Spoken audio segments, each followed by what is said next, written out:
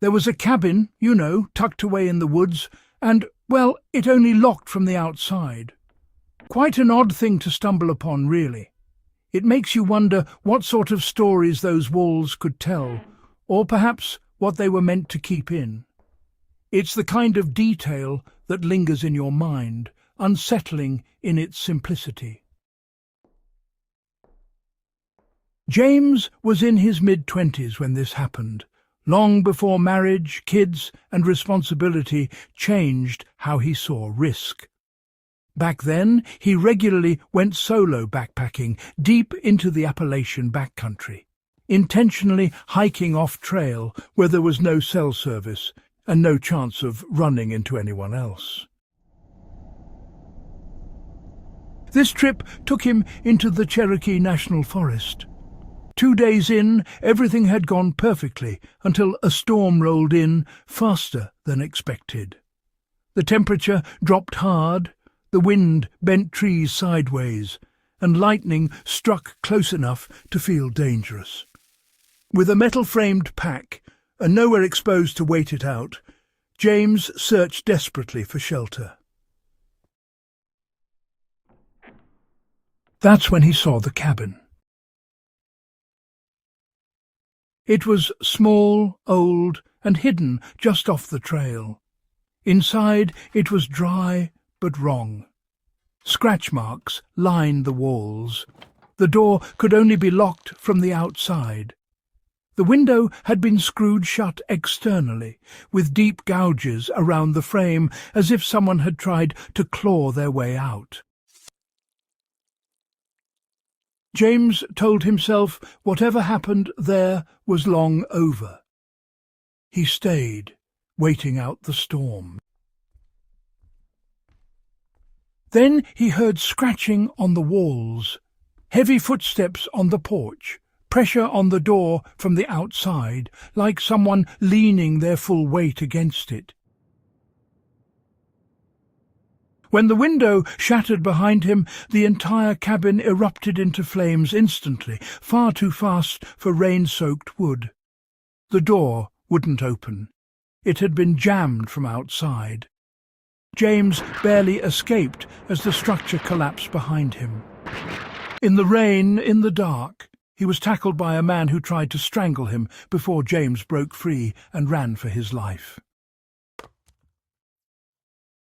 The cabin burned to the ground in minutes. Someone had wanted him inside, and someone had planned it.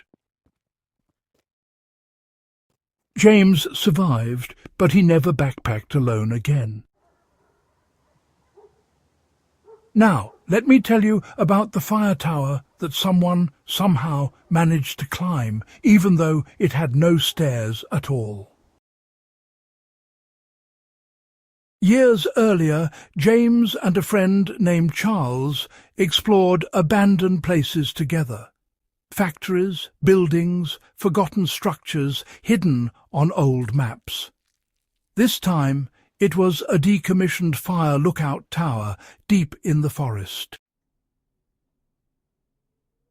70 feet tall, no fences, no warnings, no signs anyone had been there in decades. They climbed it at sunset, drank beers, and watched the forest disappear into darkness. That's when they saw the light. Far below them, weaving through the trees, not swinging, not flickering, moving smoothly, purposefully. It came straight to the base of the tower and, well, stopped. For over half an hour it didn't move. When it vanished, the sounds began. Metal grinding, beams being struck, steel twisting.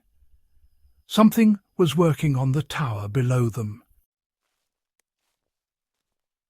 Later, a dark shape passed directly in front of the windows at the top, impossible unless something had climbed up. At sunrise, they discovered an entire section of the staircase had been removed overnight. not broken, removed. There was no way down except jumping the gap. No one was ever found, no tools, no explanation. And to this day, neither of them can explain how someone dismantled a steel staircase in silence while standing directly beneath them. You know, it's strange, but there was something out there that took his gear. No tracks, no signs, just gone. James would sometimes wonder, late at night, what exactly had been watching him from the trees.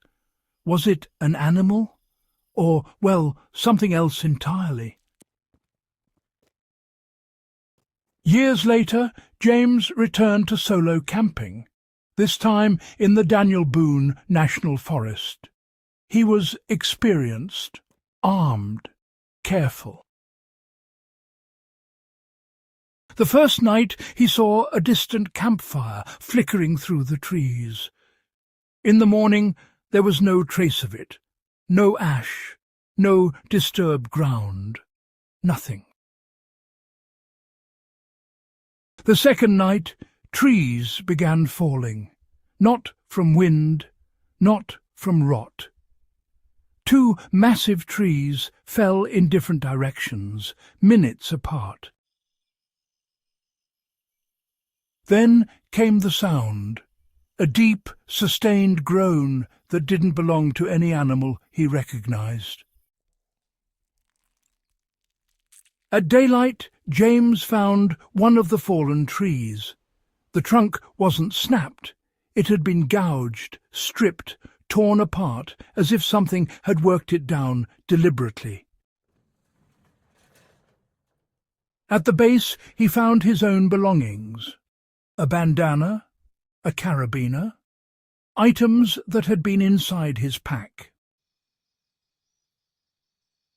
Something had gone through his gear while he slept. James ran. He never looked back. Somewhere in those woods, something knew exactly where he was the entire time. So, if you found this story intriguing, well, don't forget to share your thoughts below and, maybe subscribe for more tales like this one. There are plenty more mysteries waiting out there, just beyond the tree line. The deep woods don't need monsters to be dangerous. Isolation, silence, and the absence of witnesses are often enough. But stories like these remind us that not everything we encounter out there can be explained or reasoned with.